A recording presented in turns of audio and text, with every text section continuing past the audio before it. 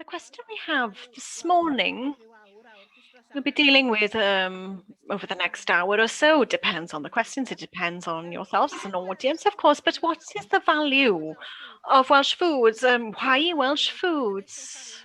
What is the tradition, food of some parts of Wales? And of course, it's not just about one traditional foods, it's food. Wales, which if he had had more time, he probably would have been able to say much more about that for you as well. But we're asking here generally, da ni gofyn y fan hyn am beth yw gwerth bwyd Cymraeg. Ac mae gennym ni banel. Ioan from Croesheddig Newydd, Fferm, Llinos, Rowlands, Gwin, Dylanwad, Dad, Olgellau, Siwan, Clarc, representing Undod. So we are going to be focused on the direct value and on broader value of Welsh foods to our rural economy and communities. So I'll hand you over first to Siân, and then Llinos will address us, and then Siwan will be addressing us, and then we will have a rather informal discussion, I hope, with questions from the audience in the chat function, if you so wish. So please state clearly, please post your questions in either Welsh or English as you see fit, as you wish. And I'll make sure that the panelists have the opportunity to answer them. I'm trying to translate the original Welsh, and I will ask Jane and Stephen to give me permission to translate the Welsh here.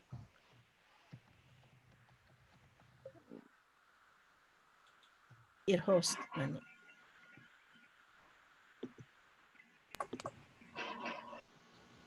Reit, dwi'n meddwl yn hytrach na dal y siaradwr. So without any further ado, we'll invite Siân. I assume Steve is recording the Welsh. Steve or Jane? Yes, I'm recording. I can't do it. It tells me that the host needs to give me the right. Okay, so over to Siân to have her say on the ancient breed system that they have on their farm Croesheddig Newydd. Siân. Good morning, everyone. My name is Ioan. I farm on our family farm close to the village of DROS near Newydd, Ceredigion. There are two small traditional farms, Drefach and Croesheddig Newydd, that we have a holding of 100 acres of agricultural land in addition to a small woodland.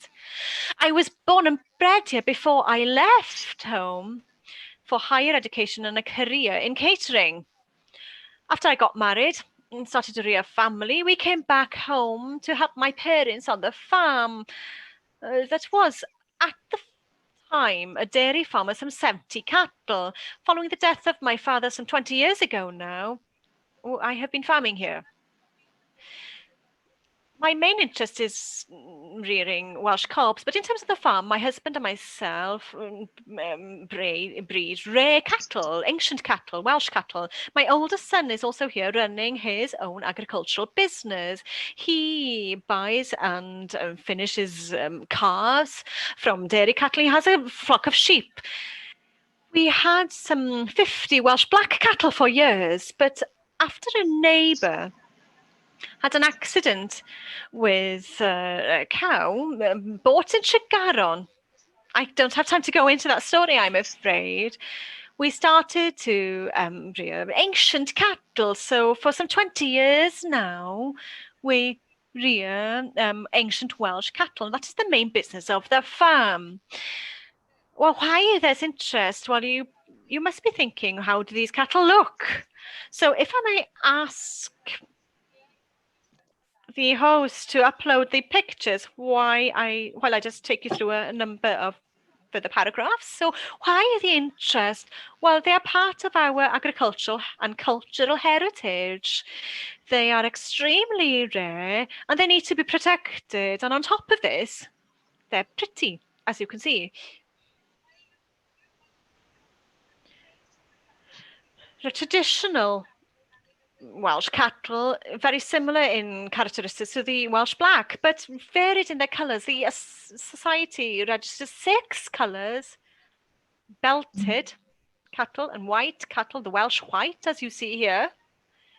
They are the most numerous, but we have the red cattle, the blue cattle, mousy grey cattle, and also the lineback. In the olden days, the Welsh cow produced milk in addition to meat, but by now, however, the primary purpose is to sell meat, and we sell meat boxes on a small scale to friends, family, and local neighbours. And they are well received, and everybody appreciates the quality of the meat and the fact that the meat has not had to travel miles. Unfortunately, I cannot contribute to the discussion or this conference by quoting endless facts or figures. I'm not a statistician. I don't follow the agricultural policy of the day in detail, and I can't give you a detailed analysis of the latest socio-economical tendencies, but I'm sure that is not the reason why I was invited to contribute. I'm sure that the primary reason for being invited to address you today is that I'm quite a characteristic example of a large swathe of the agriculture industry in Wales. We are a small family farm, and I fit in very neatly to many things that Carwyn talked about this morning. We don't farm to produce a sizable profit. We have other methods of making a living. We farm because I was born and bred to farm and I enjoy the life. I also farm because I want to sustain the family farm and pass it on to the next generation. And to be honest, the 6th generation arrived 2 months ago. We also farm because we are part of the fabric of the local society and economy. We are keen to sustain our language and our culture and way of life. It's not the market value that drives our farming. It's driven by broader values that place value on society and culture and the quality of our lives. Now, I'm not naive, and I fully realise that we need to be awake to the market forces and ensure that farm businesses can cope with the economic challenges of the day. My son, who is in his late 20s, is an example of a young farmer who approaches his business in a scientific and purposeful manner, and he wants his business to make money. I am not of the same breed or obviously generation, but as the Welsh Government comes to terms with the challenges faced by the food and agricultural sector in this changeable period, I'm keen to wave the flag for hundreds and thousands of small family farms, such as ourselves, who aren't possibly the backbone of the industry as such, but certainly the backbone of the Welsh and Welsh language society in our own square mile. If I were to look down on the landscape of Wales, I would see a patchwork, a colourful patchwork beneath me. Family rural farms in Wales make up a large proportion of this colourful patchwork, and this patchwork expands far beyond just farming and food production. It sustains our schools and the vibrancy of our village halls. It sustains religious organisations, choirs, rugby clubs, Merched y Wawr branches, and young farmers clubs, just to mention a few. It sustains a vibrant society, and more than anything, the Welsh language society. This indeed is the value of our industry, but within the industry itself, we can contribute even further to that society and our Welsh identity in general by appreciating our heritage and by placing an industrial and commercial value on it. There are very positive signs at the moment that the junior generation is really getting to grips with this challenge within our social circles here. During the past year only, we have seen a number of examples of young farmers developing food businesses to add value to their farm produce. I have a brother and a sister nearby who've started their pork and Welsh lamb business. Another young family sells beef from their farm. We have a number of examples of young farmers selling milk from vending machines from their own herds. We have a honey farm nearby, a number of vineyards and breweries are developed. There's an organic vegetable farm that has tripled its production during lockdown. And home foods are becoming increasingly popular in our local shops, which is very good to see. Everything adds value to our businesses, of course, but their success also adds value to the continuation of our local community.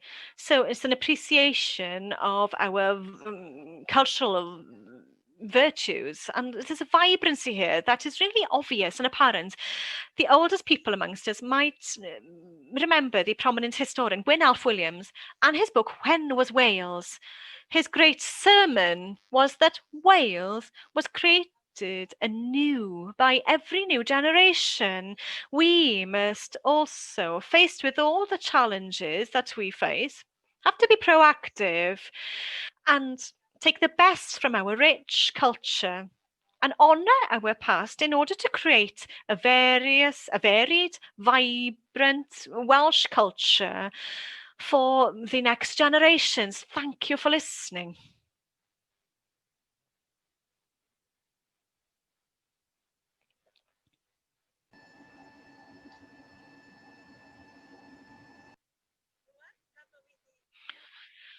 Dwi wedi dadfiwtio. The emotion, I've unmuted. Thank you, Siân, for sharing that with us. I'm so happy. You cover so many aspects of the value of the community and how farming supports family farms and the communities in the length and breadth of Wales. It's vital. So thank you. Are there any direct questions to Siân in the chat? What we have primarily in the chat, Siân, is an appreciation for sharing this, and this is experience that is not often shared in meetings such as this one. And I think on the last day of the conference, this is vital for us to just deal with this personal element. Your story as a farmer yourself. You've been farming for generations now, 6 generations you mentioned on the farm. That to me is so valuable to us when we talk about the changes that are taking place within agriculture and the way in which we live within our habitat. And obviously here, your family has been living within your community for 6 years, 6 generations. Have there been a number of changes on the farm you've noticed in your generation, Siân? Yes, there's been a lot of change. There's always change. Every generation changes something. My son now is farming completely differently from how I farmed. He has a more scientific mind. He's more involved with the profit of the farm, but also he sees the importance of our community and the importance of being part of a village community.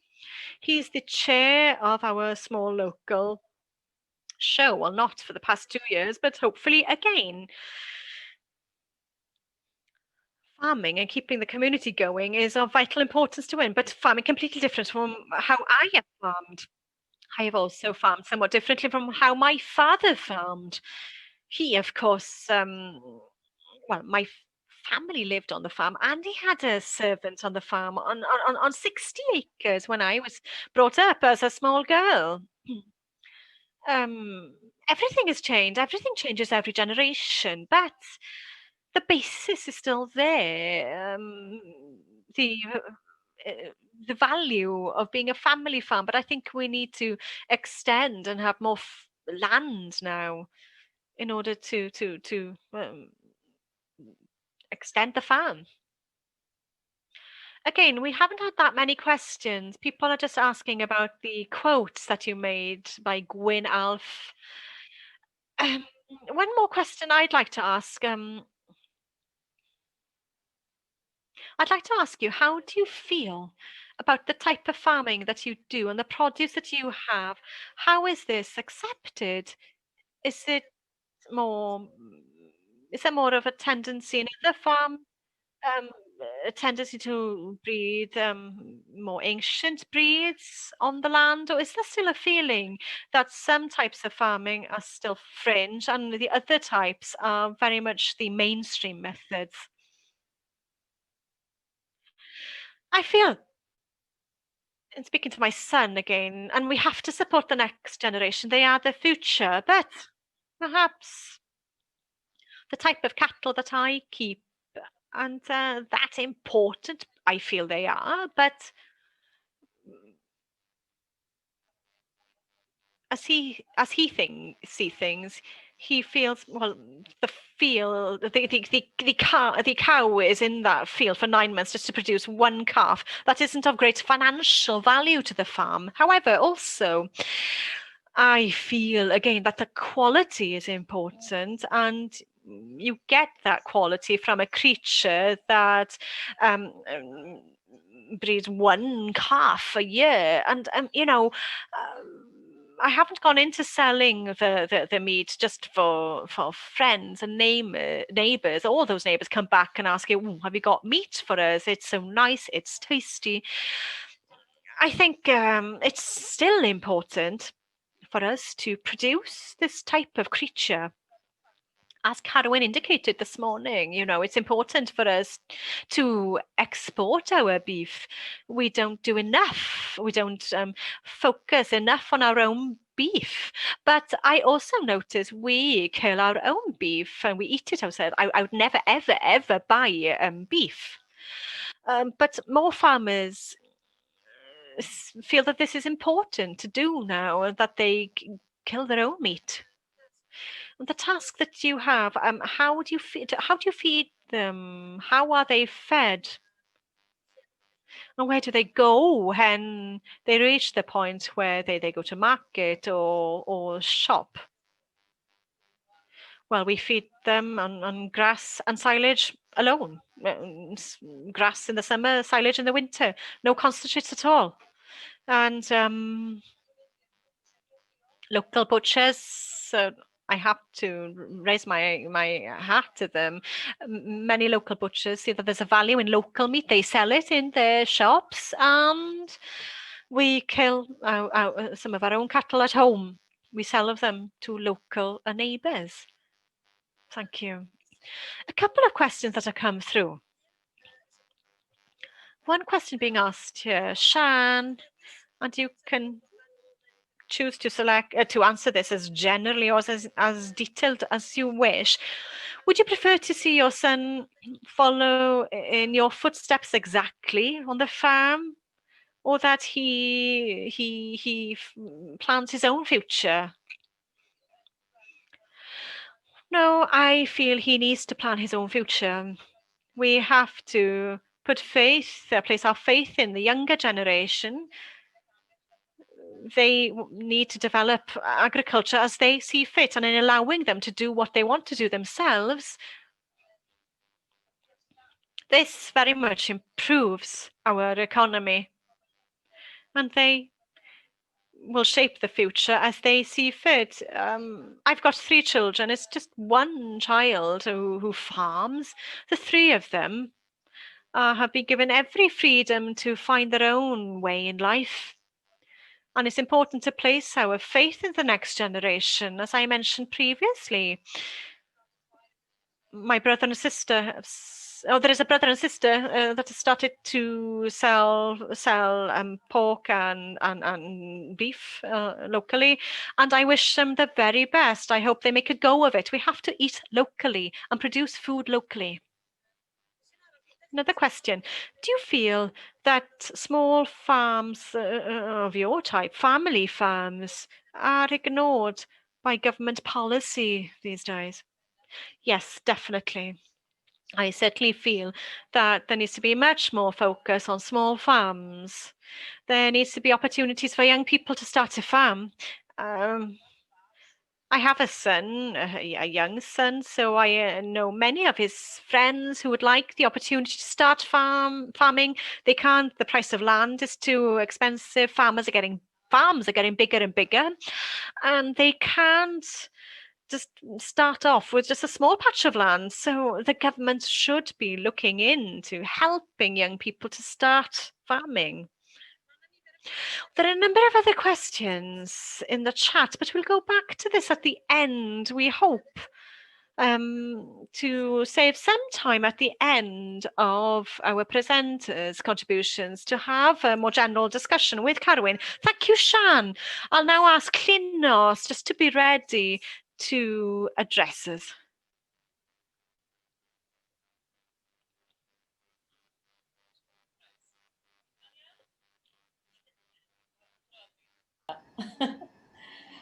Dwi yn Dolgellau a mewn forwyn... Based in Dolgellau, we are wine importers. We've got a shop in the town centre. And that is the main purpose of the business, just to buy in and sell wine. We were a cafe, we are just a shop now, but we also sell foods such as cheeses and so forth. Luxury foods from Italy, Wales, Spain, and we do our best to support the Welsh food industry. My story, well, I'm from a farm. My father farmed, my brother farms, my grandfather, my grandmother's side farmed in Llwyn Gwril. I used to ride with him on the old truck, traveling around the area, bringing people their milk in the village. And I must say, this memory of this traditional farm is something that's very close to my heart. I was reading the previous comments around most children having don't understand what orchard means. I used to teach English in a Tywyn school, and I remember over 20 years ago now, Carrie's War reading it to the children, and the word orchard comes up, and they didn't know what orchard meant. There were a couple of Welsh farm children knew what perllan was, and that's it. But on my grandfather's farm, there was an orchard, hens. There was a variety there, and I look back at that world with very fond memories. And of course, in our shop, we sell. Well, when I had a restaurant, we'd sell Welsh meats solely. We've moved on now to just a shop, but we have Welsh meats, Welsh cheeses, Welsh milk.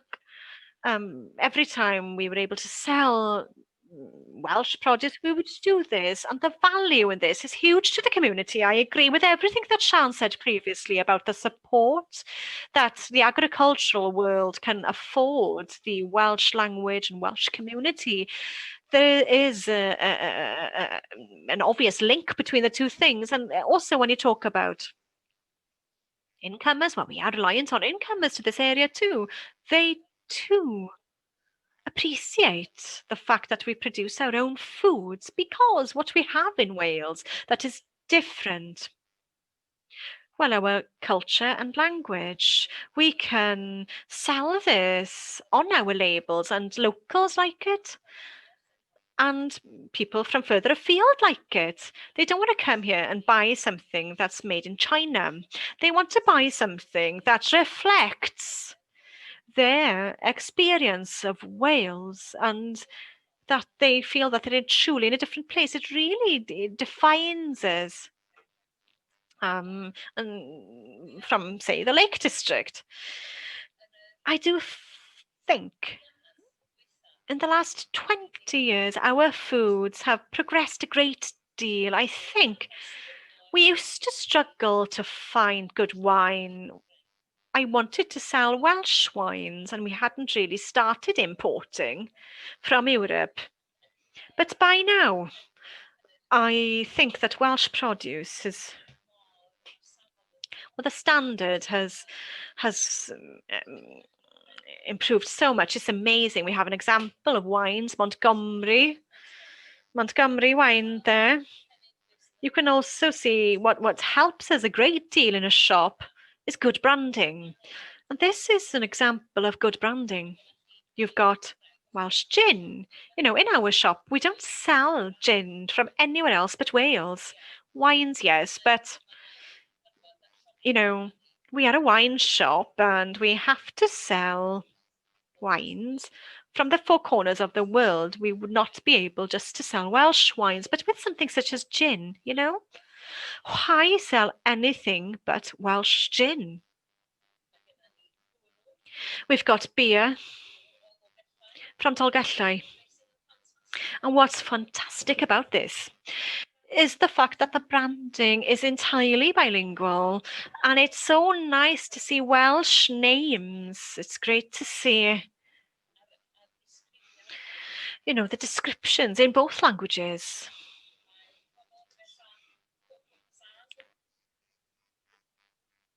Coco Bazaar's company, I've been nagging them. They have Nadolig Llawen on this now. It's really helpful that we have branding on occasions such as Christmas.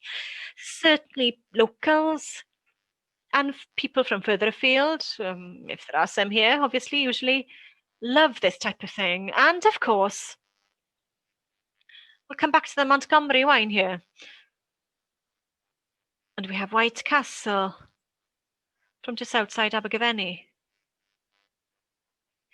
If the quality is good enough, people are willing to pay a premium for these things. They could buy Sauvignon from the Loire for £10. Yeah, you know, it compares well, but this is £18. It's almost twice the price. Well, when you consider that the average spend, as they say, for a bottle of wine in Britain is just under £6 a bottle, paying £18 for this, or £21 for this, it's quite a feat to get them to spend that much. And I think that is the message, because there is a challenge, is there not, in producing foods, cheeses and meats, especially in Wales. There is a challenge in terms of the environment and so forth. And I think that if the standard is good enough, high enough, locals and visitors like it. I just sent a case of Welsh wine to London last week, 12 bottles, which is quite pricey. And local people come in, they want a present, or they want to drink it themselves. I had one lady in the other day saying, oh, I had this as a present last year. I'm going to buy it as a treat to myself. So there's a market there. And these days, we can take things to anywhere. And we've just delivered 6 cases of wine to France 2 weeks ago. We can send things, we can deliver our foods from Wales to anywhere we want to. And, you know,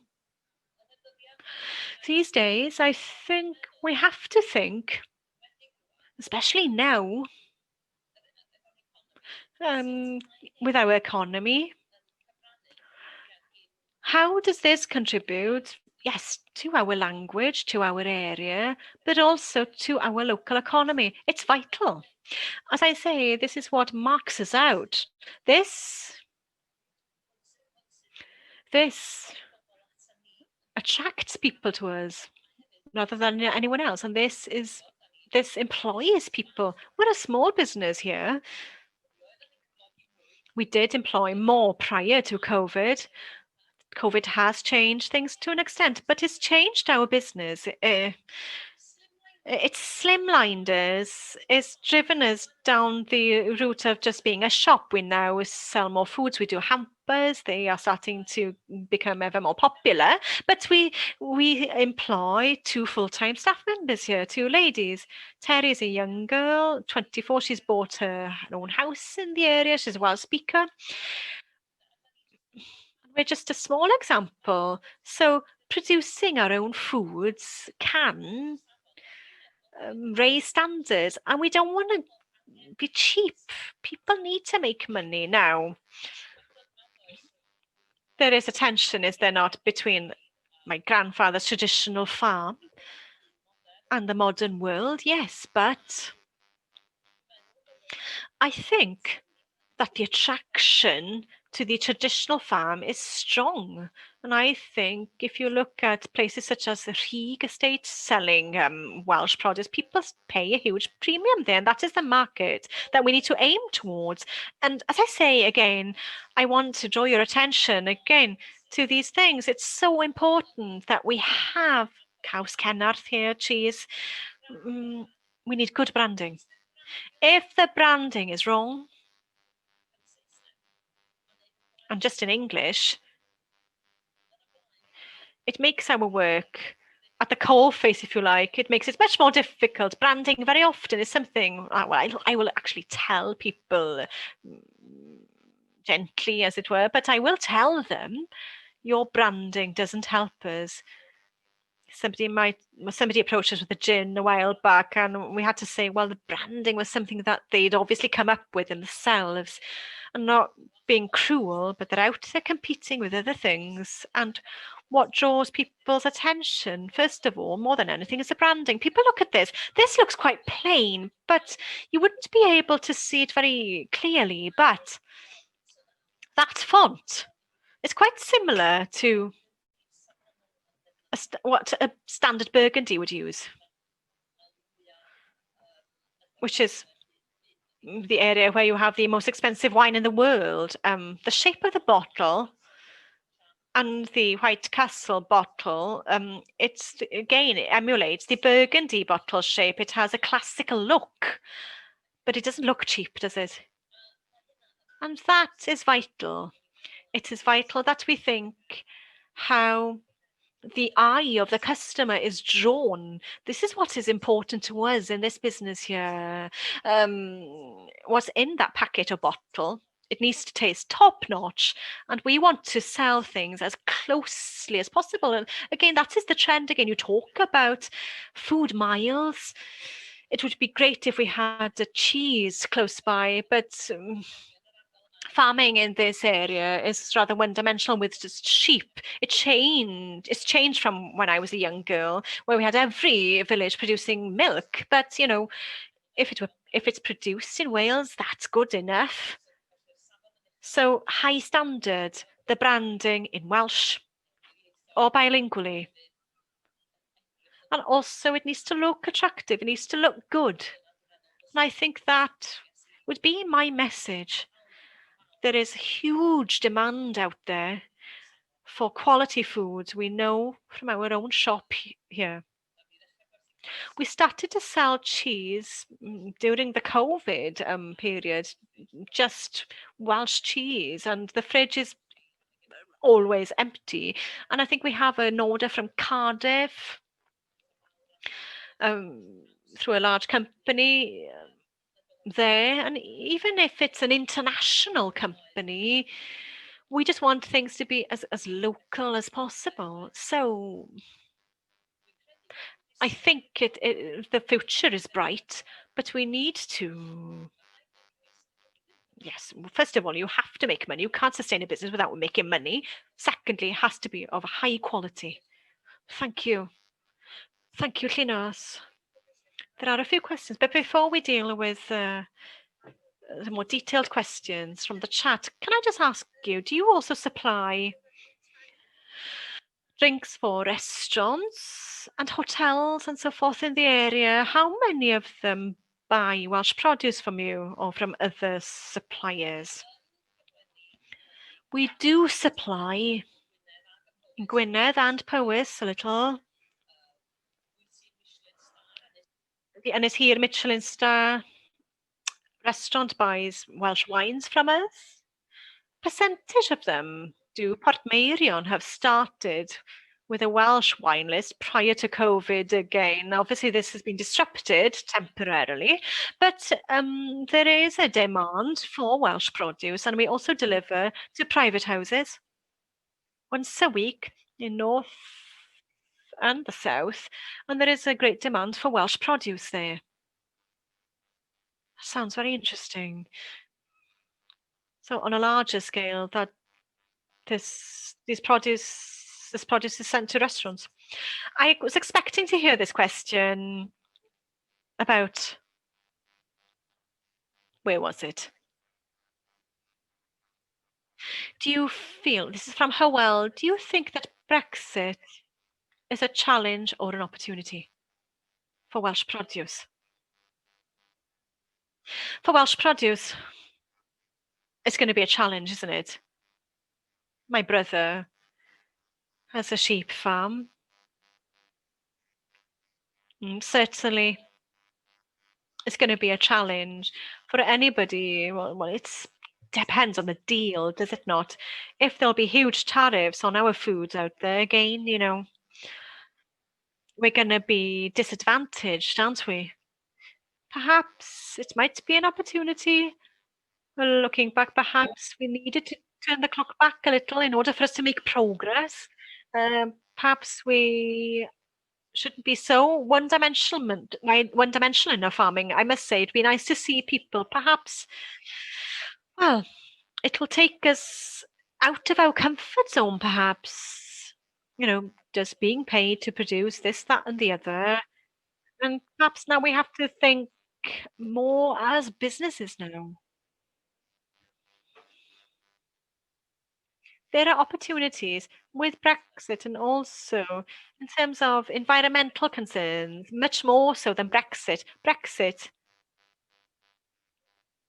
it's difficult to know without knowing what the deal is going to be, but it could make people buy more produce from Britain, and that is my hope. I didn't want Brexit, but it's here now.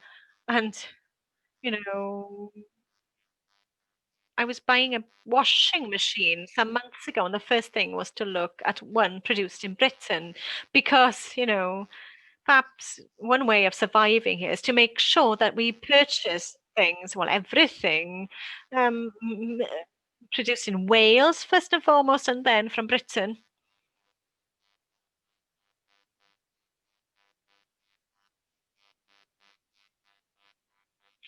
Wild foods, organic foods.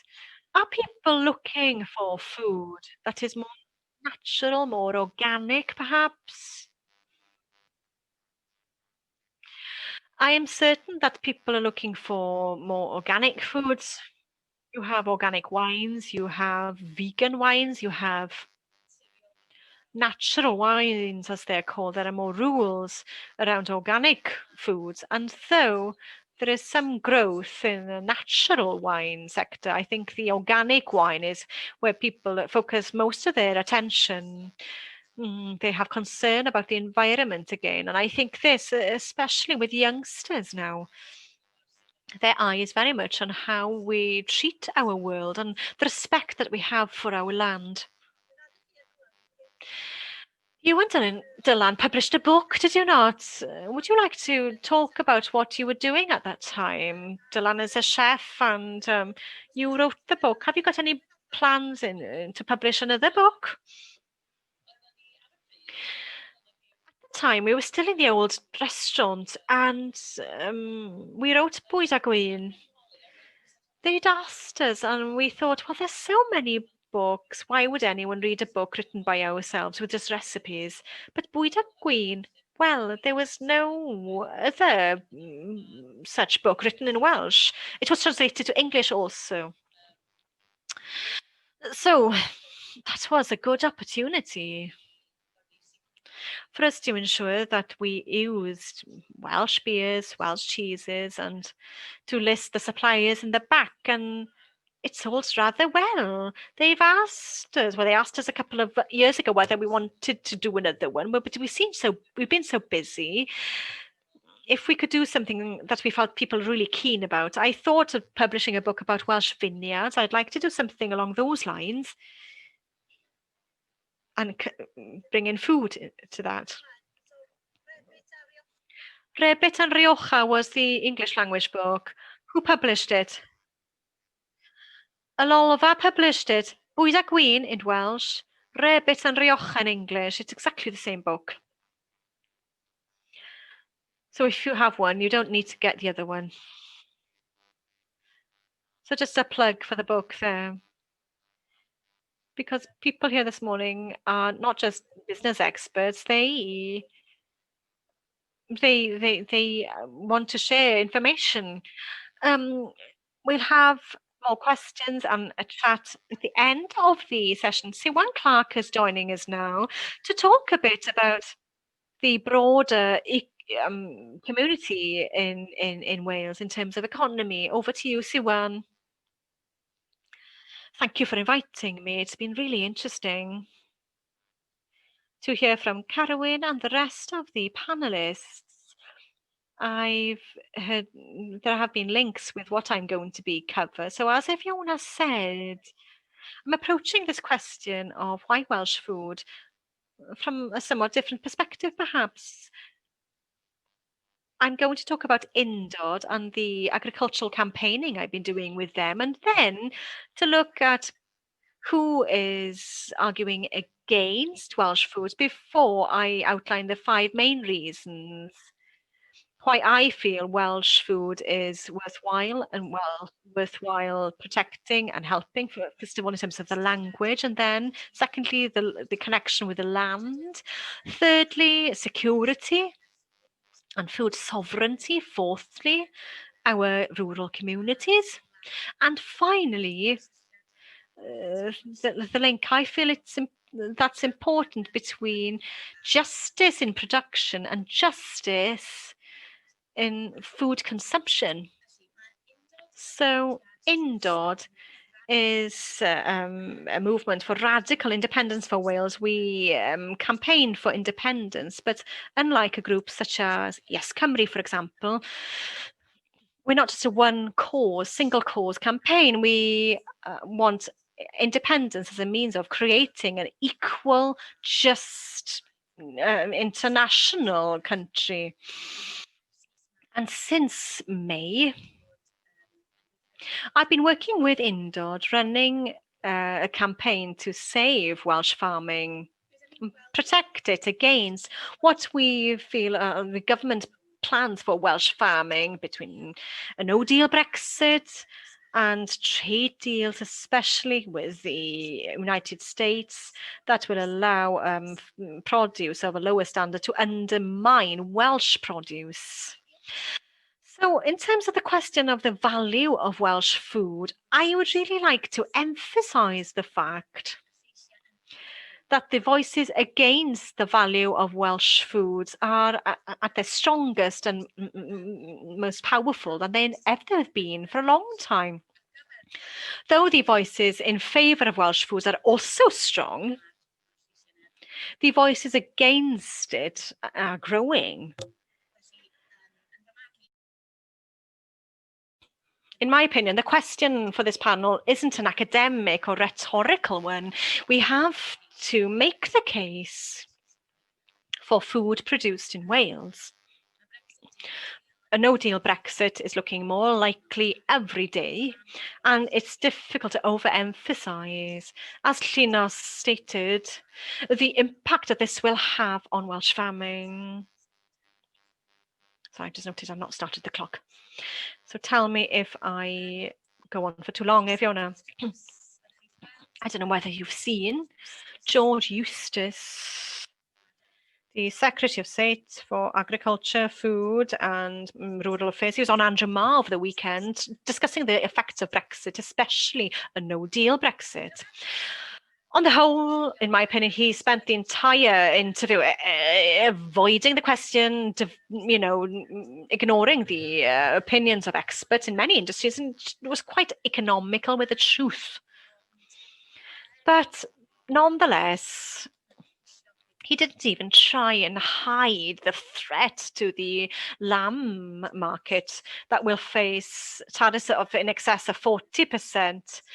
And the EU market represents 90% of exports.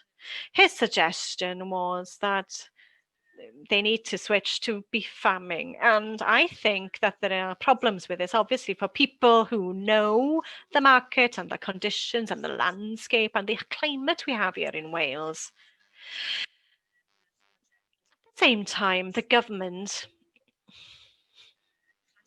has refused to confirm whether they're going to protect our food standards in any trade deal. And at the same time, I think the tendency is to see these things in isolation, but I think they're all interconnected.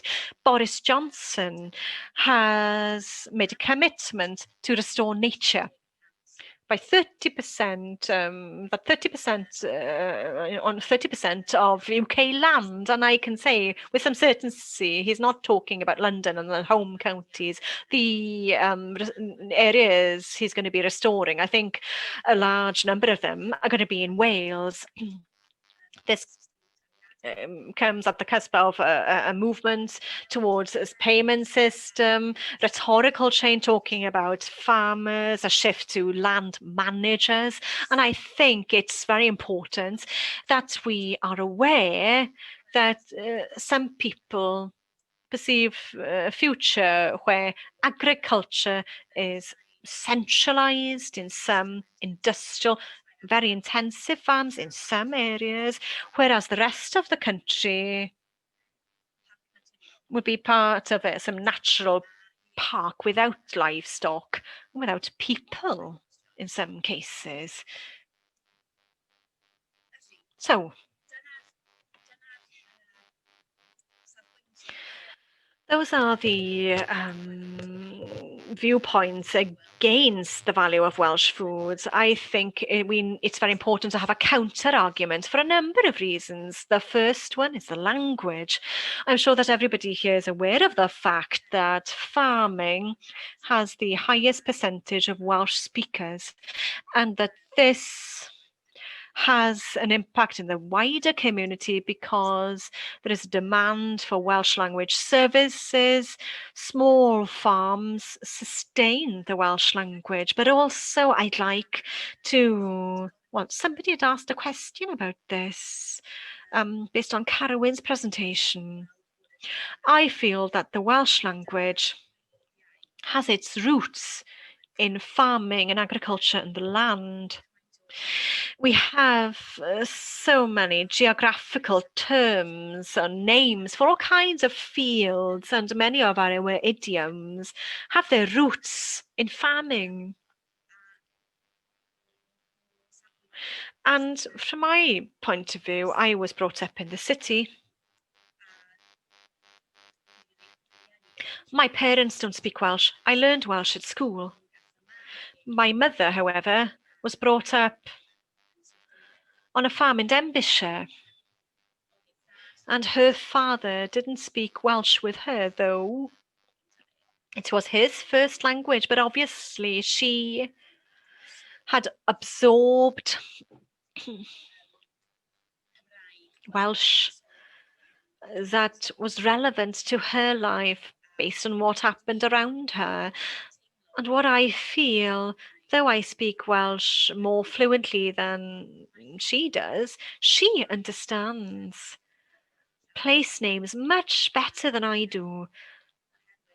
And I think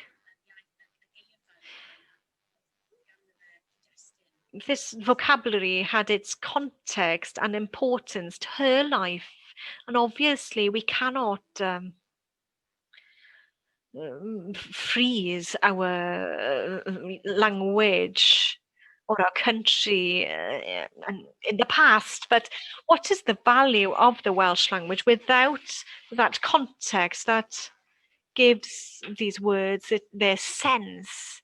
So I think farming is very important in terms of the survival of the language. And this brings me neatly to my second point, the connection with the land. I think We must avoid seeing nature as something that doesn't involve people and people are separate. And we have to see that there is a binary between food production and taking care of the environment.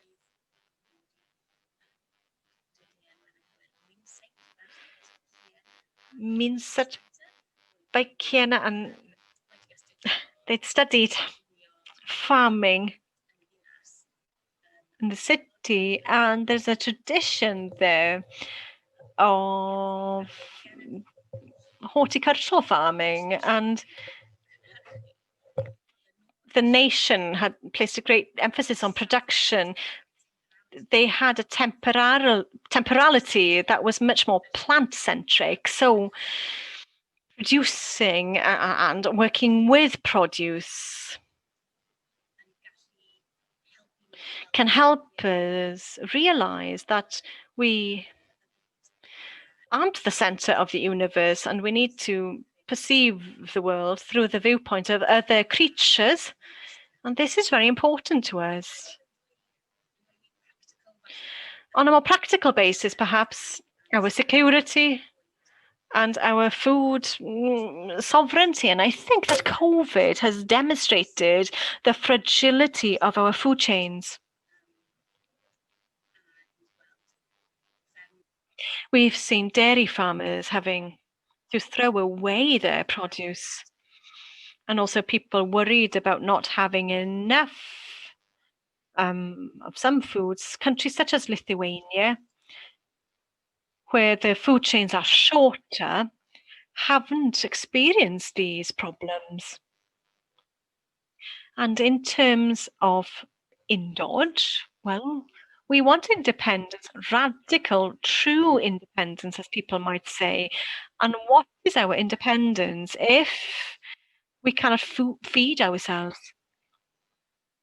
And I think as the climate changes, a crisis such as COVID pandemics, but also extreme weather and so forth, they're going to become more common, not less common, and our capacity to feed ourselves is going to become ever more important.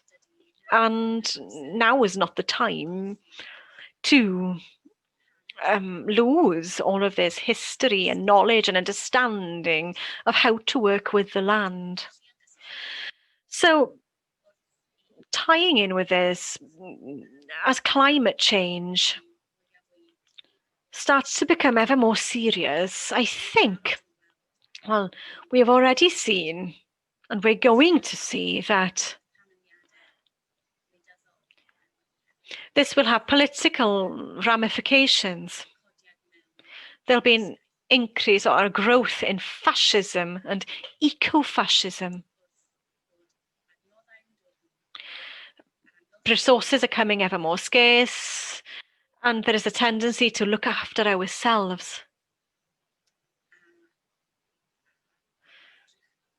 And to become more introspective rather than looking outwards. And rural communities have been a breeding ground for fascism, but also have been a breeding ground for retaliating against fascism. One of our greatest defenses are our communities, where people feel that there is unity with their neighbours and they take care of their neighbours. I came across a podcast recently called City of Refuge, which charts the history of Le Chambon, a collection of French villages that opposed the Vichy government and German oppression during the Second World War. When a Vichy officer visited the village for the first time, a group of young people in their teens delivered a speech announcing that Jews lived amongst them in the village and that they would never hand those people over to the authorities. And when the officer demanded a list of the Jews of the town from the local minister, Andrei Chokme, responded We do not know what a Jew is. We only know people.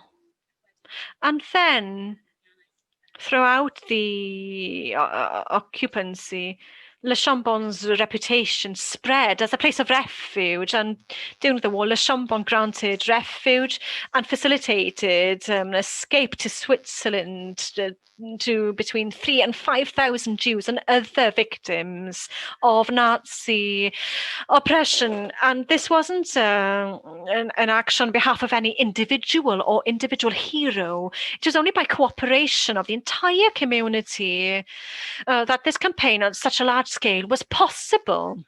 And the entire community was able to partake in this because they already lived in a web of interdependency, helping each other out, and also because many members of the community itself were Huguenots seeking refuge from oppression in the mountains in the past. Now, in my opinion, Welsh communities have many similar features.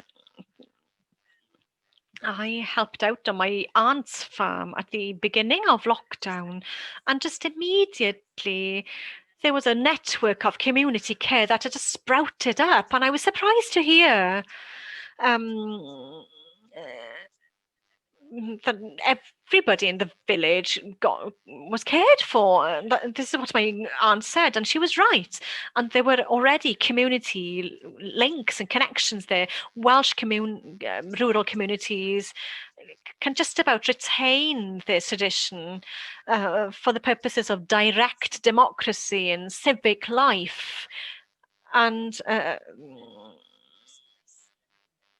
this sort of messy tradition that Eros Lewis talks about within the epint context. We have some experience of being degraded and excluded by a greater power, and I think in this current political and general climate, we cannot afford to lose this type of community. It was very nice to hear Siân talking about elements of this. So just finally, I also think as I've learned more about farming and agriculture recently, I felt that there are two things that are on the margins of tradition. The problems are so great; they're too great to consider. The power of monopoly of them supermarkets, and also the inequality on behalf of those buying foods, which underpins the power of this monopoly and the unfair prices received by farmers, because there are people who need cheap food because our country is so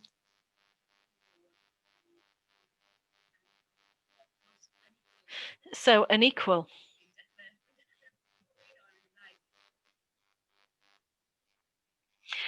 And I think it's important that we don't just export the problems that develop from having such unequal consumers. Farmers can play a vital part in saying, well, this situation where some people can spend thousands of pounds on foods and others need to go to a food bank. Well, this isn't sustainable. It's not fair, and it doesn't work for us either.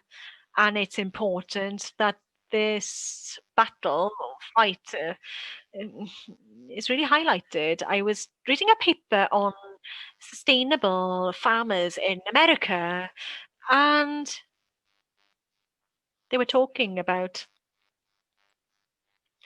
the farmers' social class, but also the fact that the farmers themselves are very aware and very unhappy with the fact that they can only sell their goods, their quality goods, to rich people. And one of the farmers who had left farming said, I got tired of turning chicken shit into rich people, and I think this is something that many farmers understand innately, that there's something wrong with the way in which our food economy works. And I think we ought to be assisting and protecting these voices. That's it.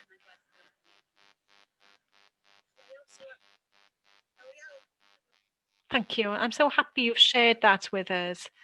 And each and every one of you have shared your personal experiences, in addition to putting forward that logical debate that some people don't choose to accept, certainly many decision makers on our behalf on the political arena. So I think there are a few questions here.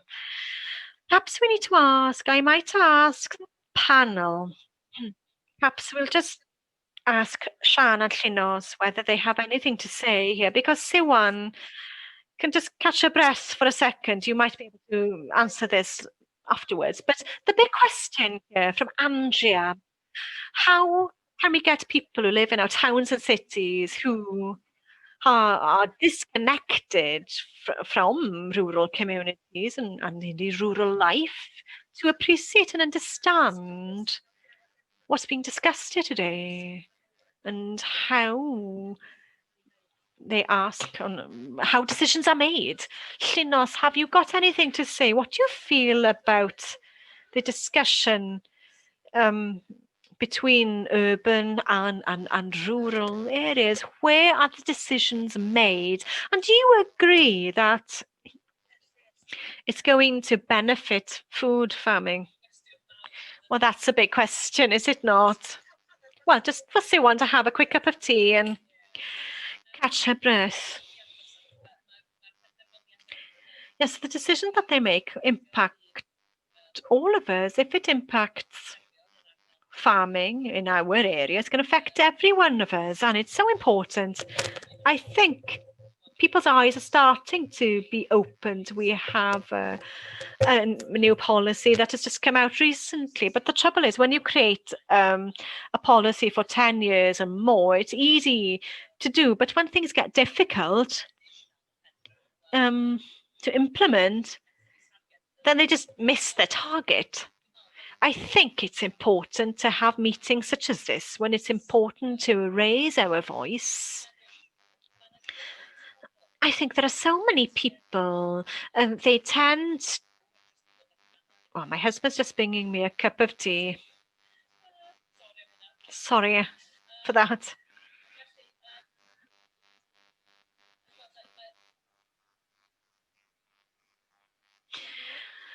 On Facebook, we have the farming forum now. We have a means of getting our voice out there and using these social media platforms is vital. And our voice must be heard in the House of Commons.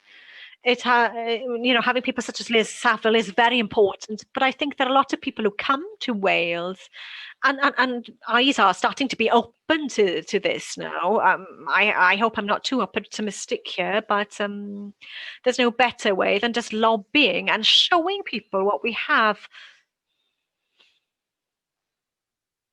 Siân, do you want to say something, or do you want me to move forward? Does Siwan want to say something? Siân?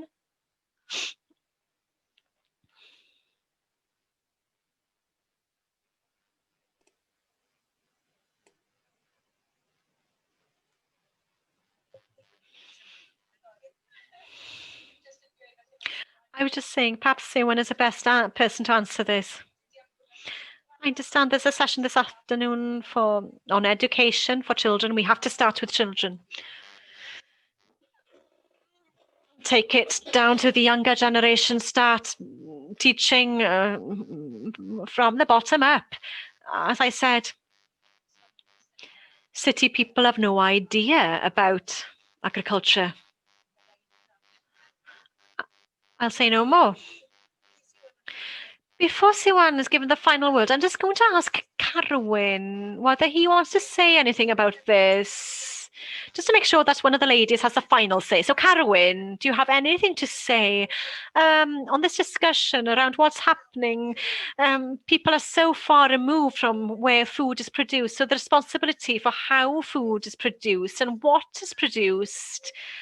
How do you feel about that? Yes, I agree, and I'm thinking of my friends, school friends from Cardiff I'm still in contact with, and they see that farming and food are completely strange to them. I think we need to bridge this gap. I don't have a solution to offer, but just that basic observation. Siwan, look at the chat afterwards to answer any questions. You'll have the opportunity to discuss this further. But Siwan, what do you feel about that?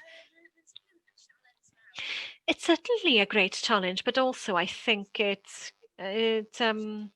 gets to the heart of the INDOD project. INDOD meaning unity. There's a reason for the name. We want to bring our communities together and well, to see that there are challenges and that we have to be aware of, but also there are a lot of things that we have in common. The last night I was talking about the housing crisis and second homes are perceived as something that is solely involved with the language and separate from the city, but it's the same market driving it. And I hate it when people talk about leave areas, remain areas, Tory areas, Labour areas, because the country isn't divided in this way. A lot of people will say, well, farmers voted for Brexit when I was campaigning for INDOD. Well, some did, yes, but it doesn't help anyone that we perceive things in such extreme ways. It's important. Perhaps, during lockdown, with everything that's happening online, it's an opportunity for us to communicate and see what we have in common. Thank you so much. I think we'll bring this discussion to an end now. I think what you're saying there about the danger of generalizing and the difficulty in finding consensus and finding commonalities, but of course, in looking at the developing in a more responsible, sustainable future, this is exactly what we need to do, to see what we have in common and to see how this consensus will work in order to reduce the environmental impact and to make sure that there is a future to our society and the economy in Wales. There are a lot of organisations that work on community developments in Wales, and they have incorporated environmental considerations rather than just having environmental organisations with a sole interest. I think many of these organisations do understand the importance of developing the economy and society in order to ensure that the environment is safeguarded, because what wise community would destroy its environment? And many Welsh communities that I've come across in working on projects there have understood this, and certainly with farming, more traditional farming in the uplands and across many systems, less intensive in Wales, this has been something that farmers have tried to maintain, whereas the policy sector will try and push them to do something different. And whilst they're trying to sustain the land and a family on that land, this has